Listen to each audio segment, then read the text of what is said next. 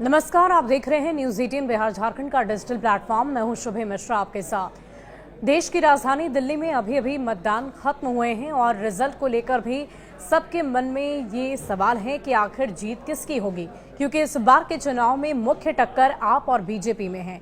लेकिन इन सब के बीच सवाल ये उठते हैं कि अगर बीजेपी की जीत होती है तो आखिर कौन होगा प्रमुख चेहरा, कौन बनेगा दिल्ली का सीएम अगर बीजेपी की जीत होती है तो।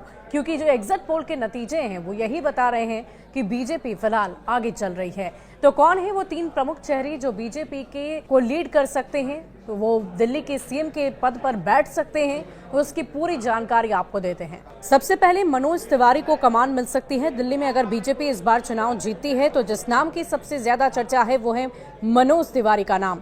मनोज तिवारी को पूर्वांचल का बड़ा चेहरा माना जाता है। ये दिल्ली प्रदेश की जिम्मेदारी भी संभाल चुके हैं, 2 बार सांसद रह चुके हैं। बीजेपी दिल्ली में मनोज तिवारी की मुखरता पूर्वक आगे करती रही है।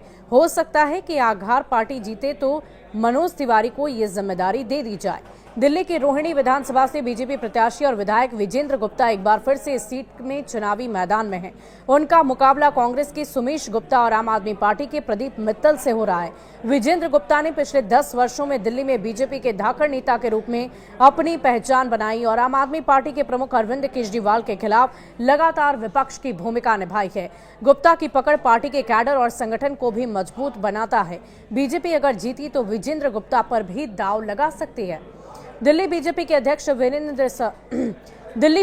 अध्यक्ष वीरेंद्र सचदेवा ने इस चुनाव में बहुत मेहनत की है। उनका नाम भी दिल्ली बीजेपी के बड़े नामों में शामिल है। अगर दिल्ली में पार्टी जीतती है तो उनका योगदान भी माना जाएगा। ऐसे में अगर पार्टी को जीत मिली तो पार्टी इनको भी सीएम का चेहरा बना सकती है।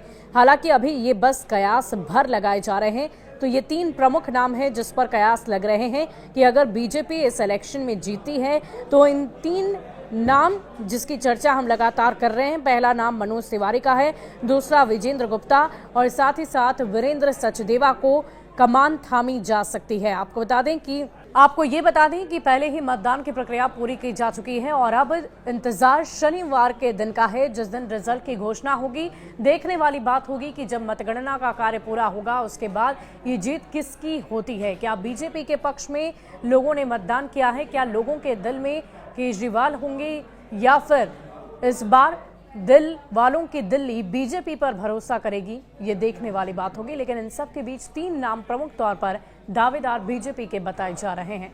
शुक्रिया।